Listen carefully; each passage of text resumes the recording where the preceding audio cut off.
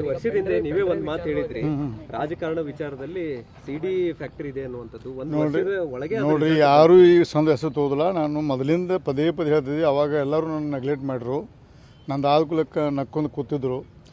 ಇವತ್ತು ಒಬ್ಬರಿಗೆ ಬಂದಿದೆ, ಇವತ್ತು ನನಗಾಗಿದೆ. ಸಿದ್ದರಾಮಯ್ಯಗೂ ಬರ್ಬೋದು, ಪರಮೇಶ್ವರ್ ಬರ್ಬೋದು. ದಯವಿಟ್ಟು ಗೃಹ ಸಚಿವರು ಮತ್ತು ಮುಖ್ಯಮಂತ್ರಿಗಳಿಗೂ ಇದು ಪಕ್ಷಾತೀತವಾಗಿ ಒಂದು ಇತಿಶ್ರೀ ಆಡಬೇಕಲ್ಲಿ ಅವ್ರ ಕೈ ಮುಗಿದು ಕೇಳ್ಕೊತೀನಿ ನಾನು. ಸರ್, ಈಗ ಒಂದು ನಿನ್ನೆ ಆಡಿಯೋ ಕೂಡ ರಿಲೀಸ್ ಮಾಡಿರುವಂಥದ್ದು ಸರ್, ಡಿ ಕೆ ಶಿವಕುಮಾರ್ ಅವರೇ. ಅಲ್ಲ ಸ್ವಾಮಿ, 14 ಸುತ್ತಾಗ ಅದು ಸುತ್ತಾಕೈತೆ. ಅದು ನಂತರ ನೇರವಾಗಿದೆ. ಅಲ್ಲ, ನಂದು ನನ್ನ ಕಡೆ ನೇರವಾಗಿದೆ. ಯಾವ ಬೇಕಾ ಕೊಡ್ತೀನಿ.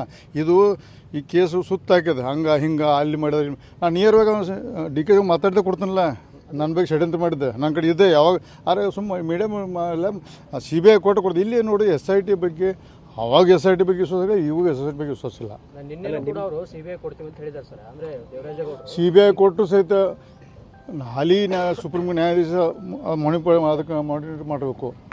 CBI ಇರಲಿ, ಯಾವುದಕ್ಕೆ ಇದ್ರೆ ನೋಡಿರಿ, ಈ ಮಹಾನಾಯಕ ಭಾಳಷ್ಟು ಹಣದಲ್ಲಿ ಪ್ರಭಾವ ಅದಾನೆ. ಹಣ ಕೊಟ್ಟೆಲ್ಲ ಖರೀದಿ ಮಾಡ್ತಾನೆ, ಸೊಕ್ಕದ ಅವಾಗ.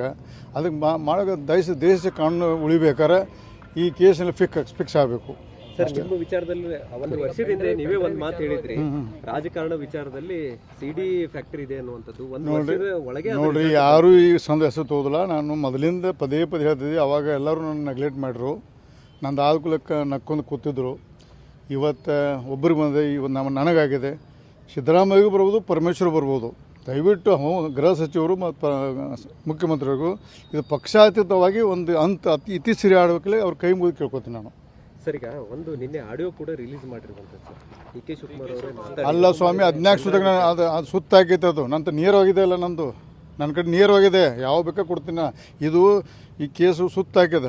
ಹಿಂಗೆ ಅಲ್ಲಿ ಮಾಡಿದ್ರೆ ನಾನು ನೇರವಾಗಿ ಡಿ ಕೆ ಮಾತಾಡ್ದೆ ಕೊಡ್ತೀನಲ್ಲ. ನನ್ನ ಬಗ್ಗೆ ಷಡ್ಯಂತ್ರ ಮಾಡಿದ್ದೆ, ನನ್ನ ಕಡೆ ಇದೆ. ಯಾವಾಗ ಅರೆ ಸುಮ್ಮ ಮೀಡಿಯಮ್ ಎಲ್ಲ CBI ಕೋರ್ಟ್ ಕೊಡ್ದು. ಇಲ್ಲಿ ನೋಡಿ SIT ಬಗ್ಗೆ, ಅವಾಗ SIT ಬಗ್ಗೆ ವಿಶ್ವಾಸ, ಇವಾಗ SIT ಬಗ್ಗೆ ವಿಶ್ವಾಸ ಇಲ್ಲ. CBI ಕೋರ್ಟು ಸಹಿತ ಹಾಲಿ ಸುಪ್ರೀಂ ನ್ಯಾಯಾಧೀಶ ಅದಕ್ಕೆ ಮಾನಿಟರ್ ಮಾಡಬೇಕು. CBI ಇರಲಿ, ಯಾವುದಕ್ಕೆ ಇದ್ರೆ ನೋಡಿರಿ, ಈ ಮಹಾನಾಯಕ ಭಾಳಷ್ಟು ಹಣದಲ್ಲಿ ಪ್ರಭಾವ ಅದಾನೆ. ಹಣ ಕೊಟ್ಟೆಲ್ಲ ಖರೀದಿ ಮಾಡ್ತಾನೆ, ಸೊಕ್ಕದ ಅವಾಗ. ಅದಕ್ಕೆ ಮಾಡೋ ದೇಶ ಕಾನೂನು ಉಳಿಬೇಕಾರೆ ಈ ಕೇಸಲ್ಲಿ ಫಿಕ್ಸ್ ಆಗಬೇಕು. ಸರ್, ನಿಮ್ಮ ವಿಚಾರದಲ್ಲಿ